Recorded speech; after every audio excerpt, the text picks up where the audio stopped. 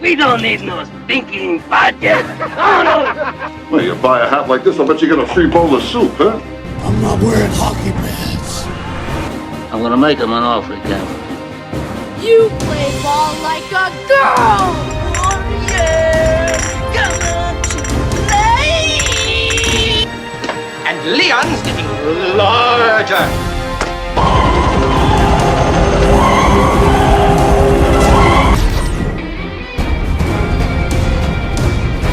Nothing but pure and simple old-fashioned communism.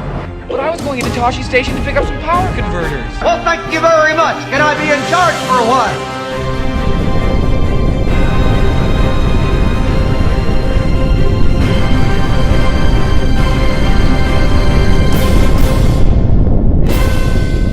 Hey everybody, finally, welcome back to Big Bang Cinema. My name is Isaac Anderson. I'm Tyler. And we just want to apologize real quick. We had some network difficulties and we really couldn't come on right at 4. I know we're a little bit later today, or maybe you're watching this later. I don't know. If you're watching this at all, we're very thankful. Oh yeah, you already said what I was going to say. You can watch this at all.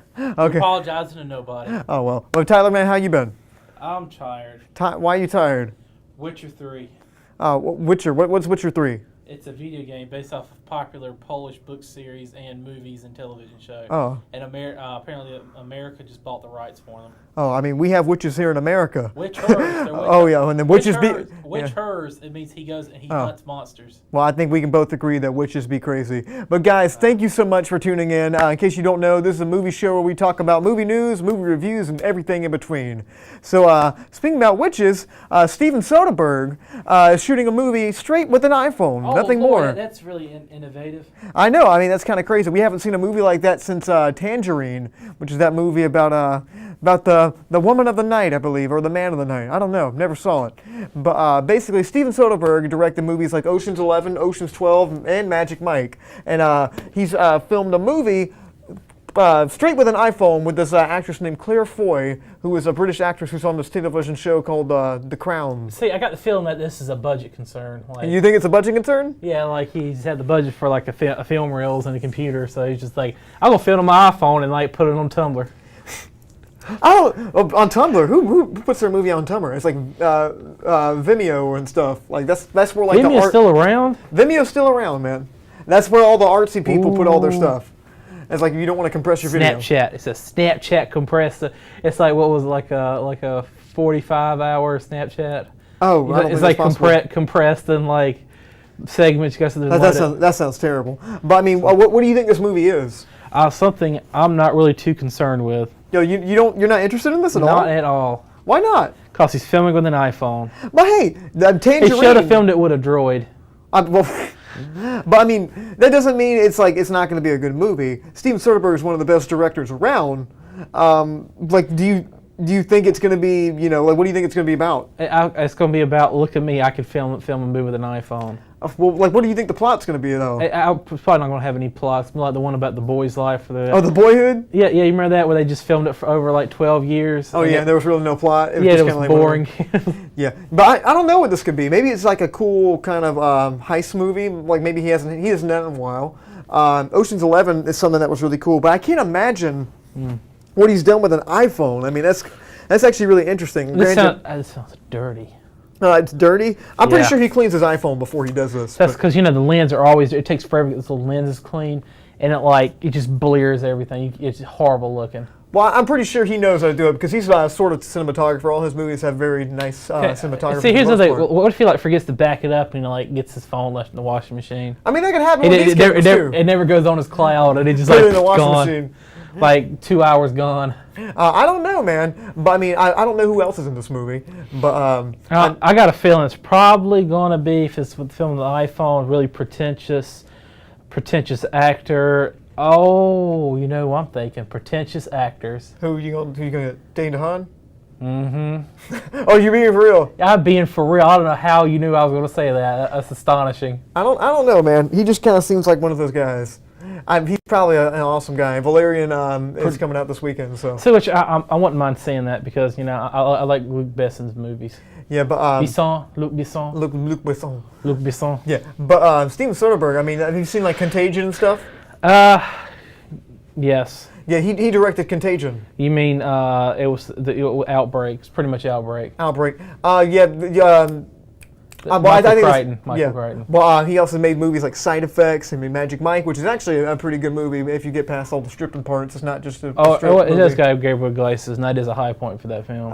But he's a great Got director. Fluffy I don't in know, it. whatever he does in this movie, I have really no idea what he's done, but he always kind of switches it up. He goes from like heist movie to like global disaster movie to like character piece about, a male stripper to like all these different things. Like he's really diverse in his directorial choices, and maybe this is something he did just independently without a studio or anything. Maybe there's something he's just doing with his friends. Maybe this is like his Jon Favreau's Chef, where he just kind of goes out and does this by himself. And I'm really excited to see about that. But guys, if you have an opinion on this, especially anything else we talk about in the show, but really this, I want your opinion on this. Please leave a comment at facebook.com/Studio67NCC. We would love to hear what you guys think. But yeah. So anything else to add?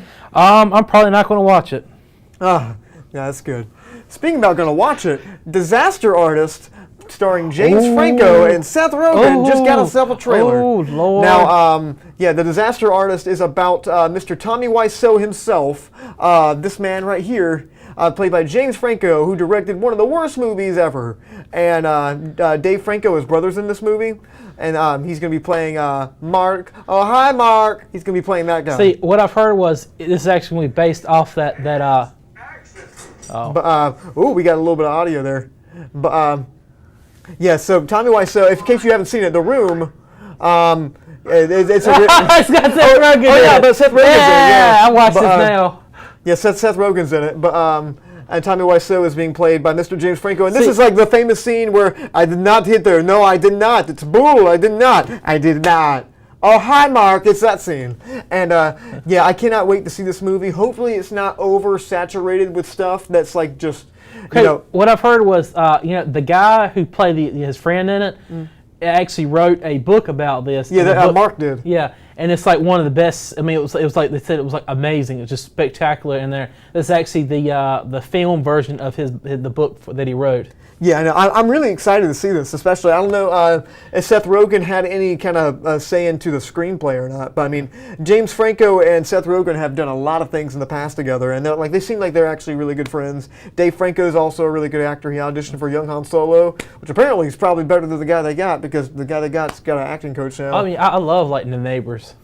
Yeah, and this is I don't think he moves like it. That's pretty cool. Yeah. That scene needed a little bit more emotion. Needed more like I did not.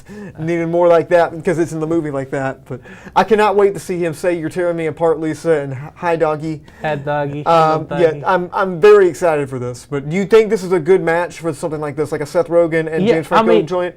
I got a feel it's going to be like a comedy film, and it's going to be about. Oh, really? A movie about a terrible movie is going to be a comedy film? See, I got a feel. I mean, I'm actually excited for this because I mean. I've heard. I never read the book, but I've heard it was like one of the best, like making of a film books you could possibly. And I love how he says, "What is line?" Instead of "What is my line?" He said, "Line. What is line? Why line? What is line?" But yeah, I'm like, what out of all the scenes in The Room? Have you seen The Room? Fortunately, I have. Okay, what is the scene you're most looking forward to? The background. The one you're talking about is the doggy part. Oh, yeah, the doggy? Hello, doggy. Yeah, it's like I mean.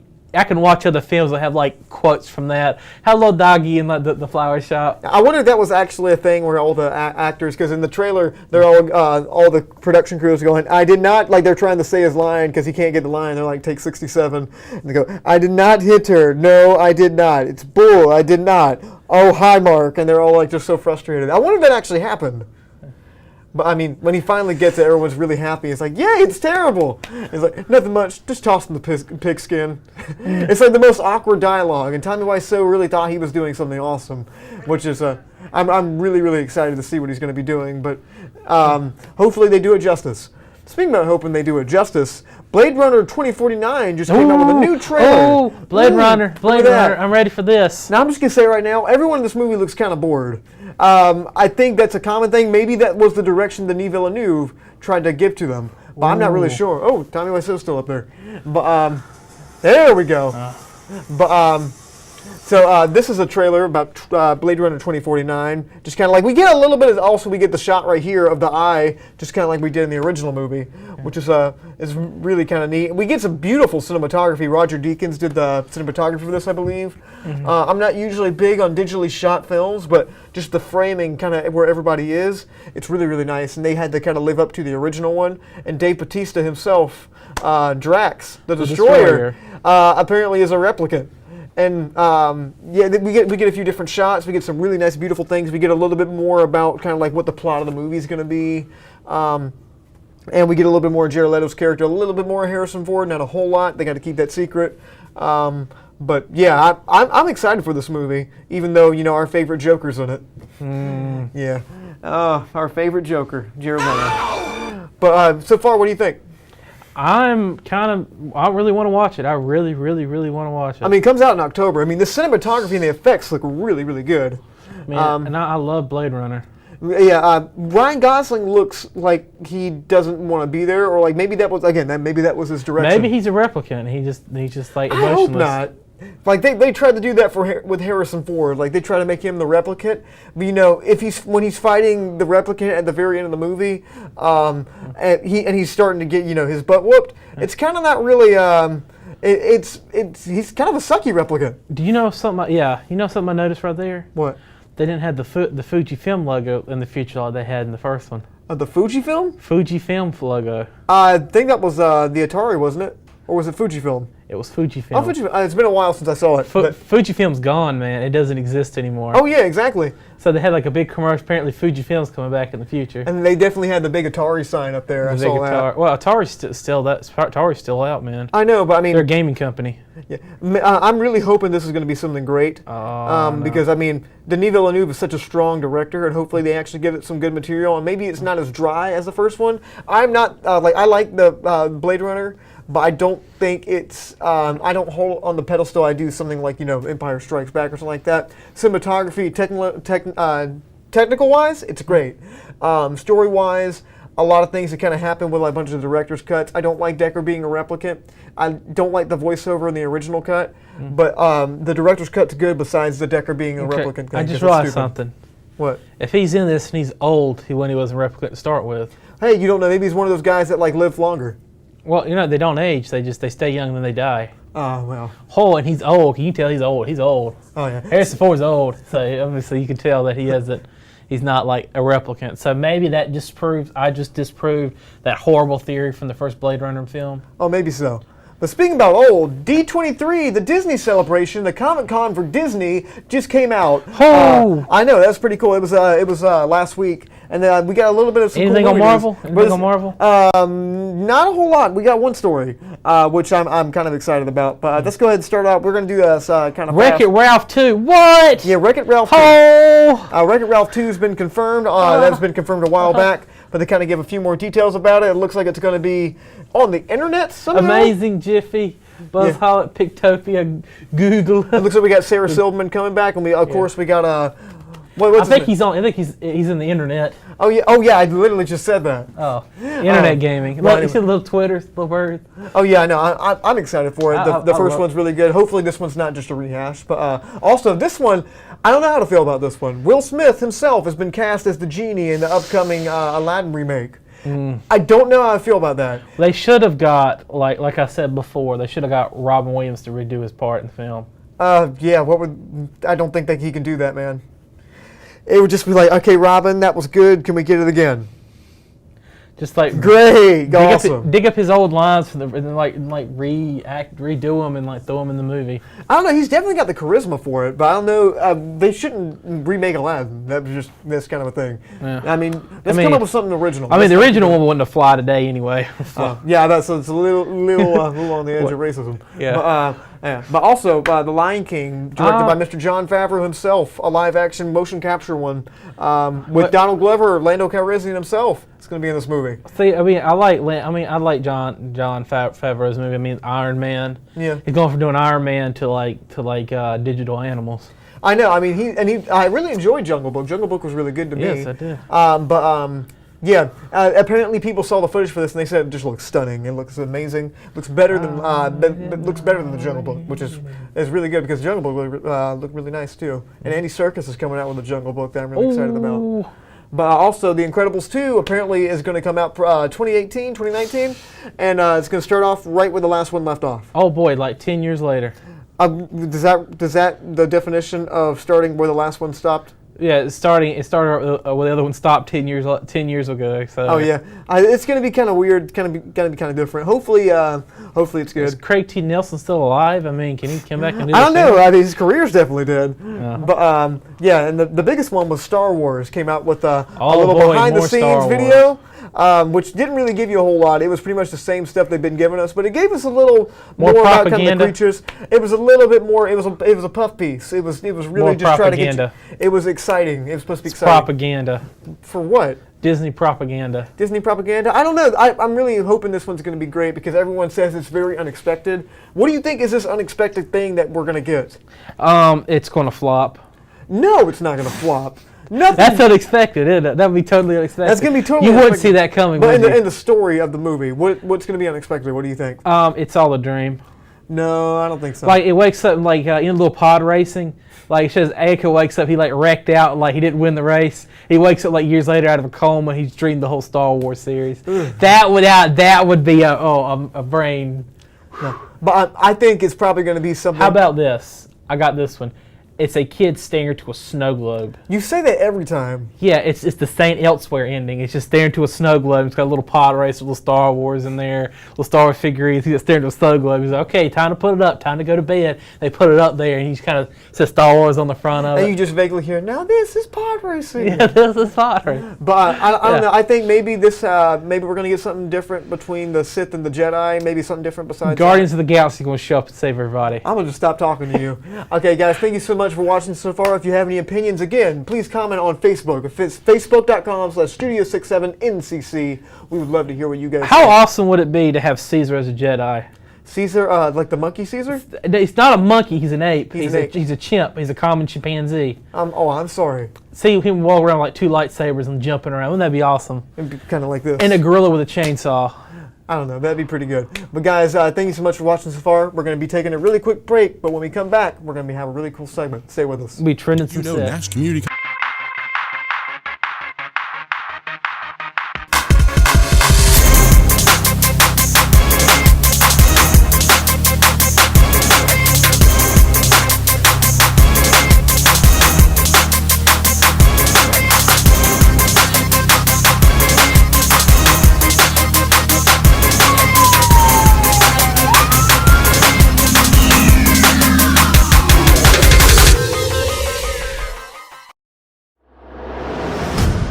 In a world where some things are beyond legend, they will search for answers. Be prepared. Hang on to your seats. They are going where no one has gone before. Until now.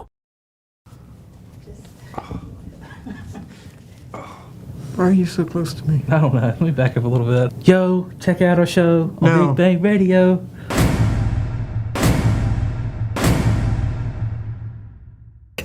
No. Okay.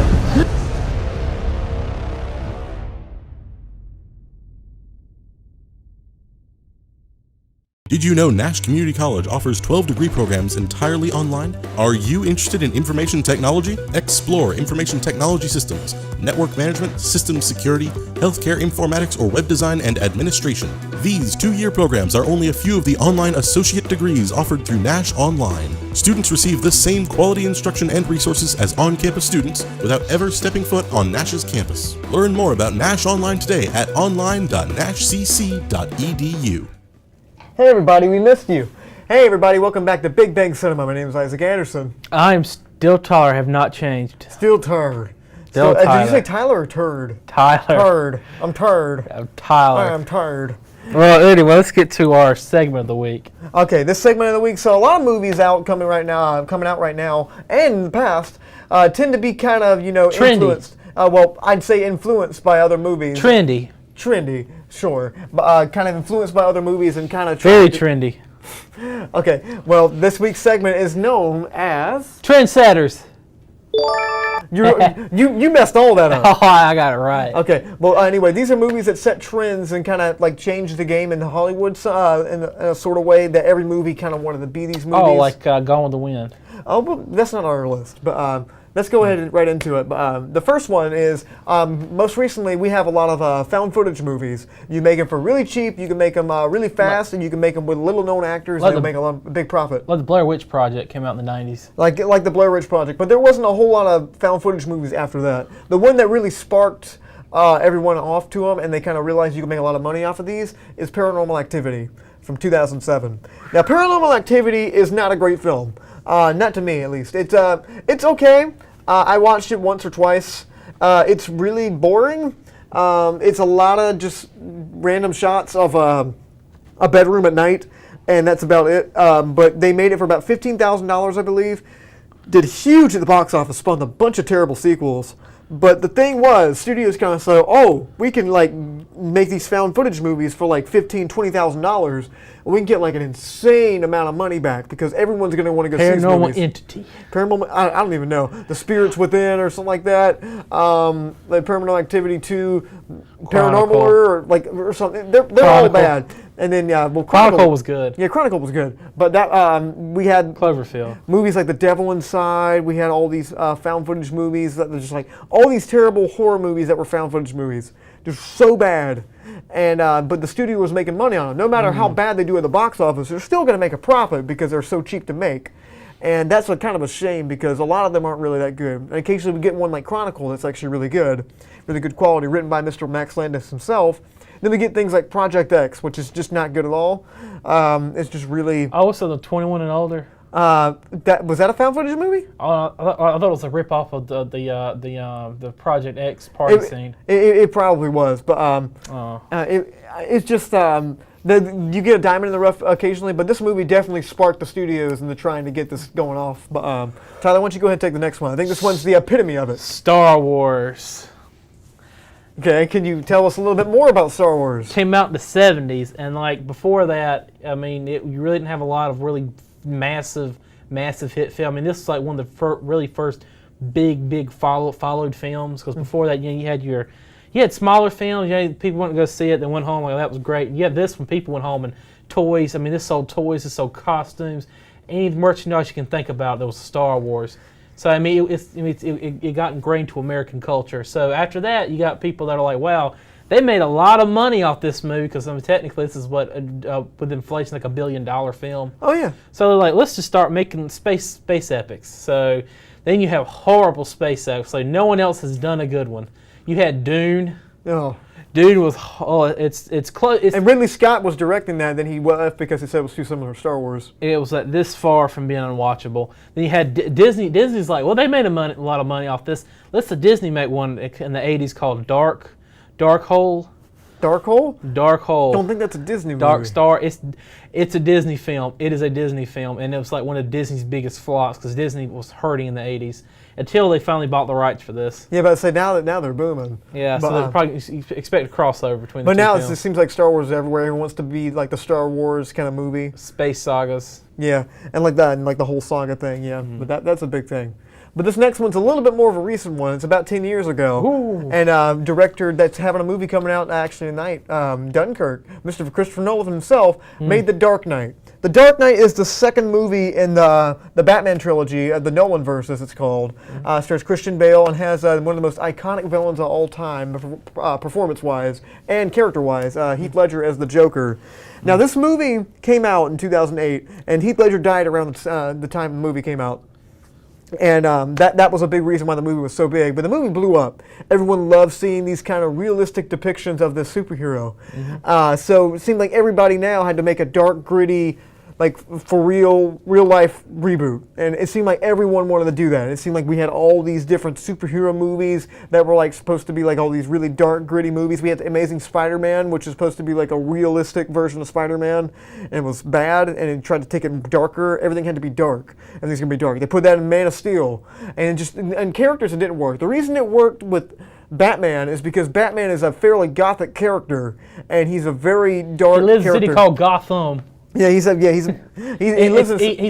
superhero. Yeah, he's a noir superhero. He's the world's greatest detective. He's also a vigilante whose parents got murdered in an alleyway right in front of him, and he's got to go basically avenge them. In this movie, at least, he's more of a vigilante. So and you got like what Fantastic Four? They try to do the Yeah, same. they tried to Nolanize it. And then it got tranked. I mean, it was just tranked before it even come out. It's horrible. And for those that don't know what tranking is basically when you do like director Josh Trank from Fantastic or Fantastic Four, and you just completely trash your own movie because the studio ruined it. Before it even comes out. Yeah, but they tried to shove this kind of mentality into all these different movies, and a lot of them don't work. A lot of them do, a lot of them don't. But the reason it worked with Batman because Batman's source material was kind of gritty. He's a gritty character right out the gate. Well, it worked with Wolverine. Yeah, work with Wolverine. Because he's just about he's just as gritty and dark as Batman. Exactly, but I mean, you can't really make a PG-13 Wolverine movie that's gonna like suit what the character is. But I mean, this movie kind of set the trend of Nolanizing it. It's called, and that's what put Christopher Nolan on the map as far as one of the greatest directors of our time. And that's what kind of made the Warner Brothers say, "You can just do whatever you want." And that's how we got into Interstellar. But that's beyond the point. The Dark Knight. I did not like Interstellar. All right, go ahead. Tell them the next one. Okay, the next one we got is the old classic E.T. Okay. Steven Spielberg's E.T. It's about a boy who becomes friends with a renegade alien. Oh, okay. And that was it. That's the plot of it. He tries to go home, dies, comes back to life, and he beams himself back up home after the ship comes. That's adorable. Yeah. So right about this time in the '80s, you have a lot of films coming out like this. They had a Sasquatch version of this. They had one called another notorious classic called Mac and Me. Mac and Me, that's the wheelchair scene. And if anybody knows Conan O'Brien and you've ever seen Paul Rudd on Conan O'Brien, you're going to see a clip from that film because he always brings it. Yeah. And it's like a lot of the kids making friends with like monsters or alien films coming out. Earth to Echo. Earth to Echo. There was what was it? A Monster in Me. I mean, all this had come out because of E.T. Yeah, and they all tried to make the big bucks off of it too, and a lot of them flopped. None of them really made it. Yeah, and I mean, Steven Spielberg is known as one of the best movies of all time now, but I mean... I can't stomach it. You can't stomach it? Why not? I just don't like it. Why not? It's so boring. Well, it's not boring. It is so boring. I haven't seen it in such a long time, but I don't remember it being boring. All I remember is he rubs a glowing booger on his shirt and says, "I'll be right here," and like beams away. That's all I can't stomach the film. I can't watch it. It is so boring. There's more to it than that. It is, it just drags on. This kid's performance in his audition is just mind-blowing, that he can channel that kind of emotion at that age. And our early Drew Barrymore performance also. Yeah, back before she was setting fires everywhere. But yeah, but yeah, E.T. I enjoy the film. I hate you don't. Enough said. Okay, so this next one really influenced a lot of stuff in the 90s, and still you can see its imprint right now. Mr. Quentin Tarantino himself did it. I'm talking, of course, about Pulp Fiction. Pulp Fiction. Pulp Fiction is, I believe it's a second feature film, isn't it? Reservoir Dogs. Reservoir Dogs was his first one.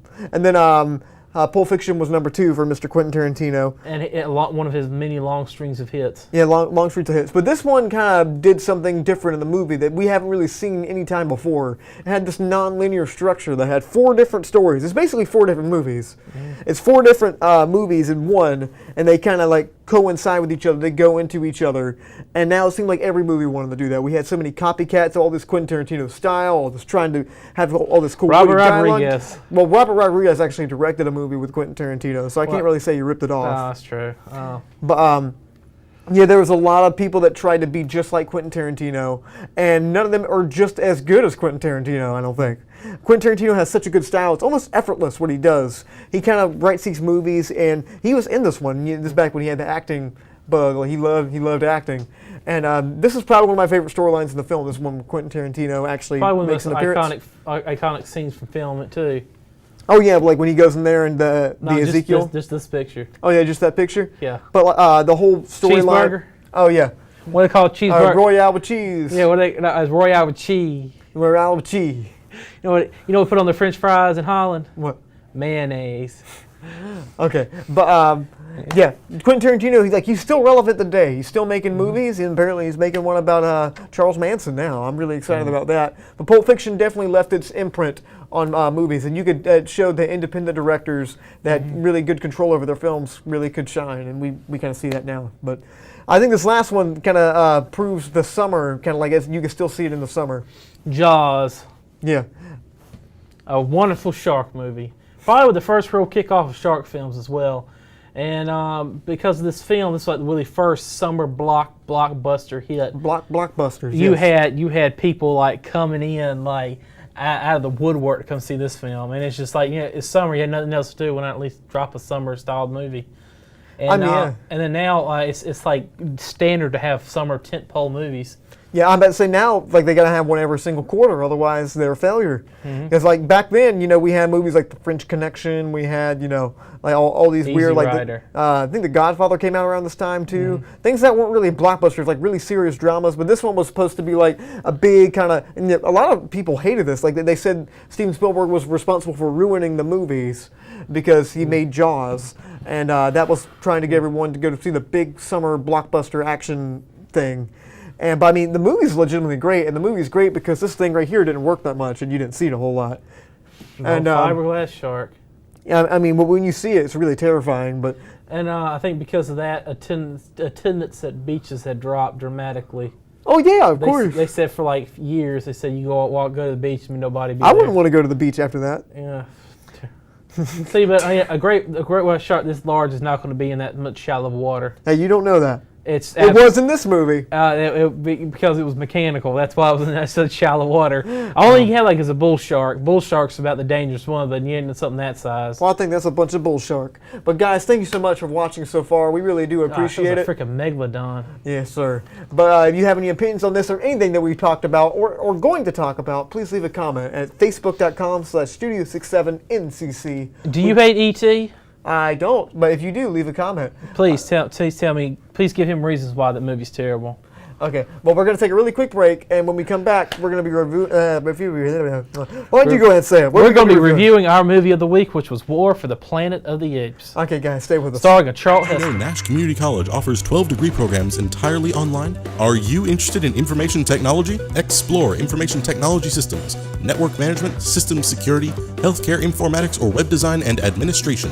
These 2-year programs are only a few of the online associate degrees offered through Nash Online. Students receive the same quality instruction and resources as on-campus students without ever stepping foot on Nash's campus. Learn more about Nash Online today at online.nashcc.edu. Did you know Nash Community?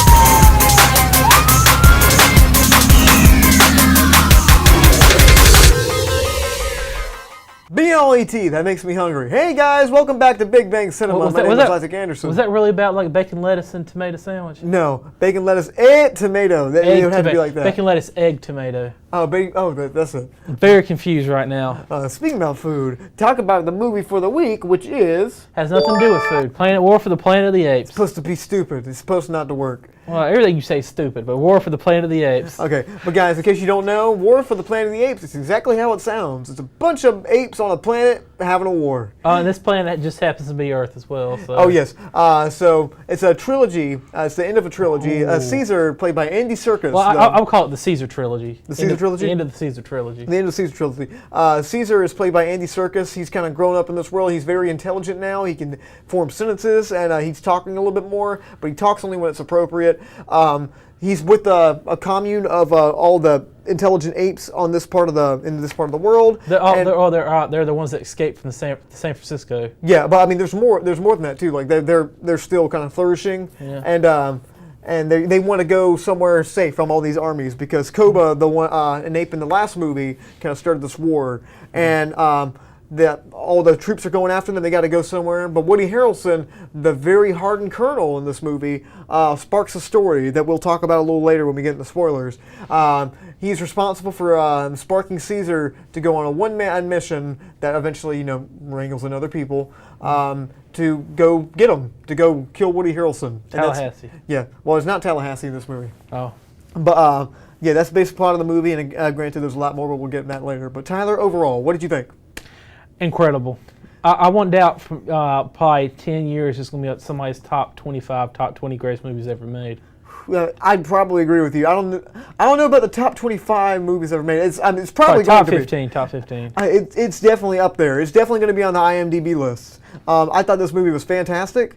You don't see movies like this a whole lot anymore. This is like in the vein of like Return of the King and stuff. That's like the third of the trilogy is like the best movie. Usually they kind of tank at this. Like Matrix Revolution, we get Return of the Jedi, was not the best movie in the Star Wars trilogy. Oh, you get the Transformers. Oh, well, none of those are good. But yeah, this movie is just downright fantastic. Matt Reeves really did a fantastic job directing this. The spectacle in this movie is just incredible to see. I really felt like I was there. But without any further ado, that's kind of our overall, in case you don't want to listen to our whole review. But let's go ahead into it. Let's talk about kind of the plot to this movie without spoiling anything.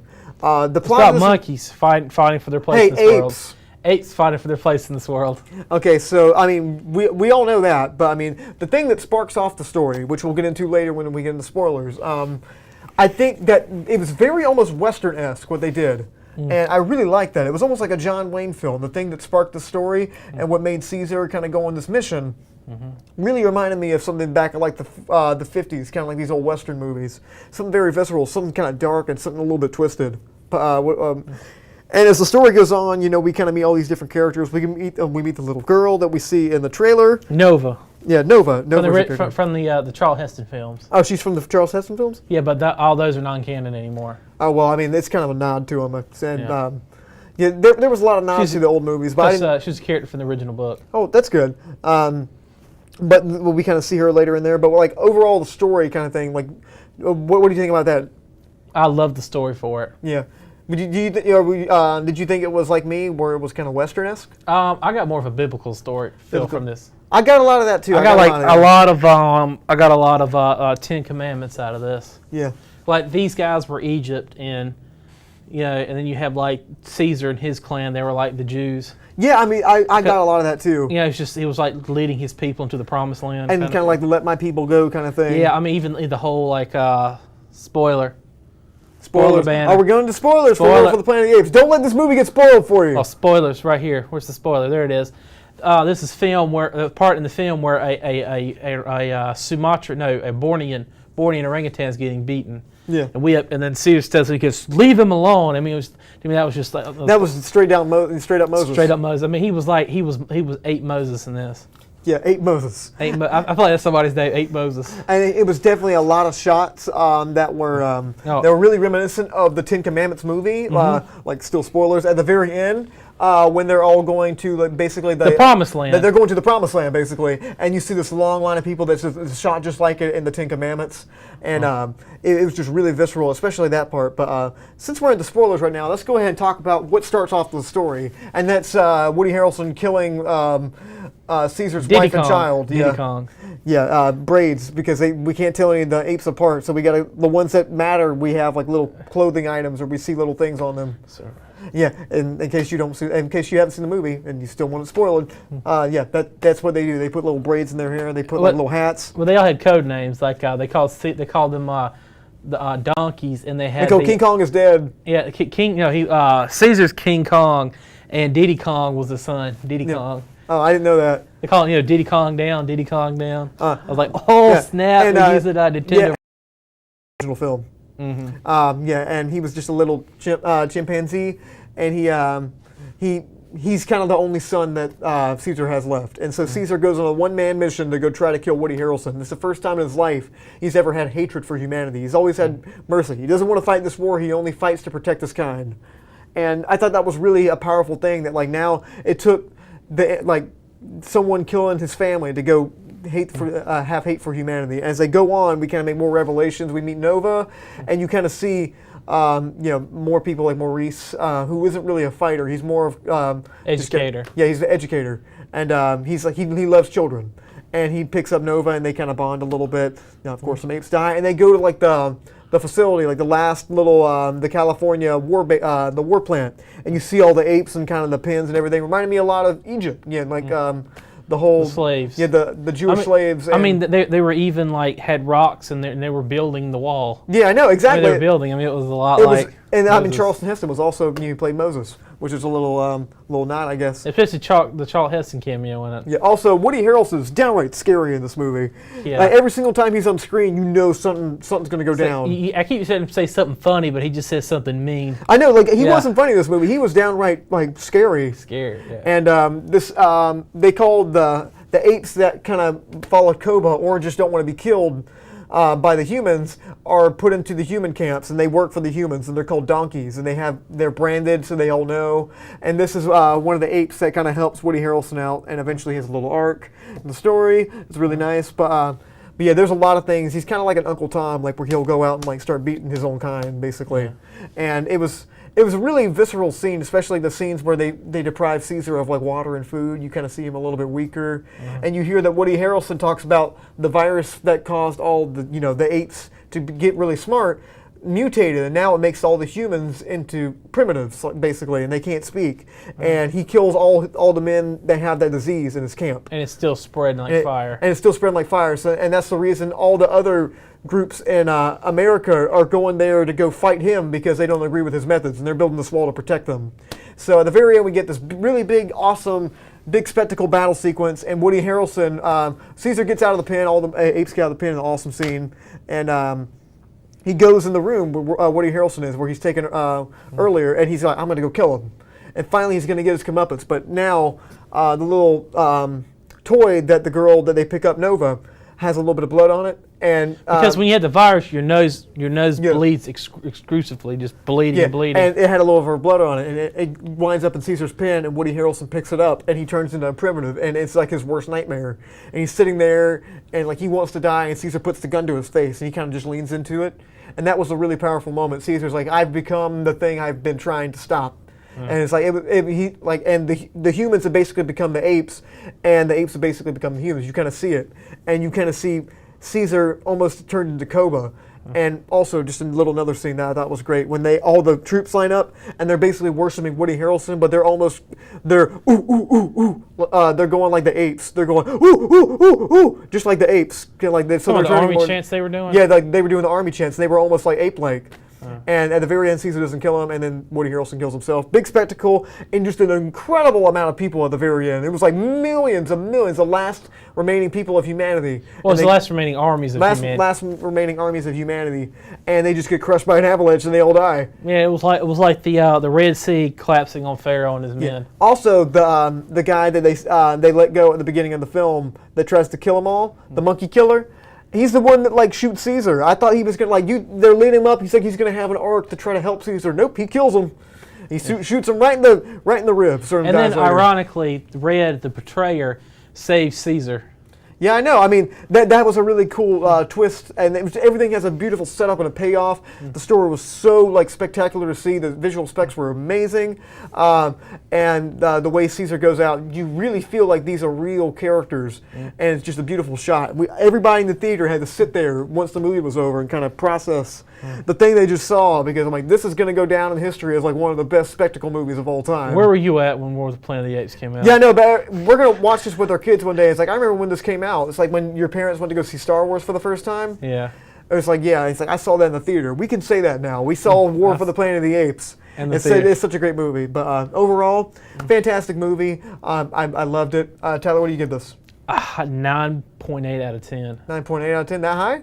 Yeah. I'm probably going to go, also, the only thing I didn't really like, which isn't really even Bad Ape, this character played by Steve Zahn. He's a little bit overbearing at times, but that was about it.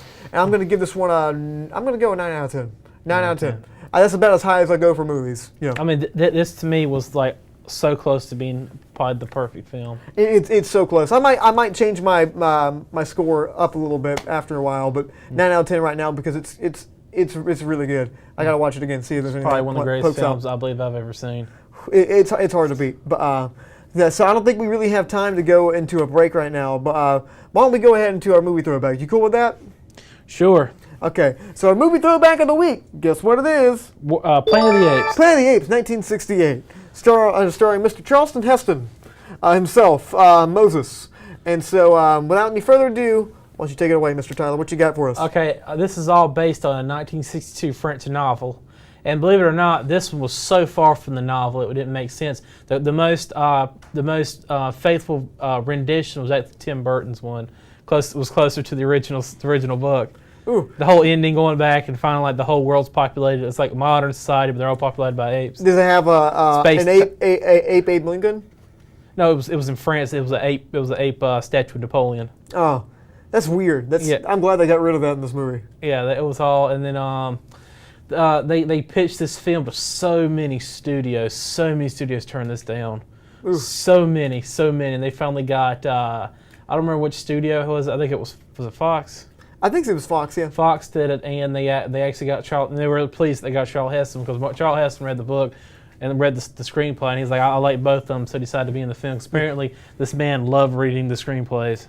Oh, wow, really? Yeah, you don't see it from a good actor like that, reading screenplays. I mean, look, Matthew McConaughey just started reading the screenplay for his film, and now he's doing good movies. I know. And so that's an important thing for actors to know. Read your scripts before you actually, go into the movie. Yes. But this is such an iconic shot right here of the Statue of Liberty when he finds out this is actually Earth. It's one of the best twist endings of all time. Yeah, what happened was supposed to be that it was a nuclear war, and it melted the ice caps, and New York and the East Coast just eroded down. And supposed to be this was like what's left of like the coast of New York.